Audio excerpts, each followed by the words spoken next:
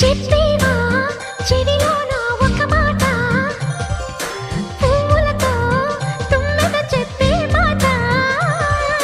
నీ చిరునవ్వు సాక్షిగా తాజ్ మహల్ నాదట, నీ పెదవంచు సాక్షిగా షాజహాను నేనట. నీ తీయని ప్రేమకి నా పెదవే నజరానా, నీ పైటకి నేనిక బానిసనే నెరజానా.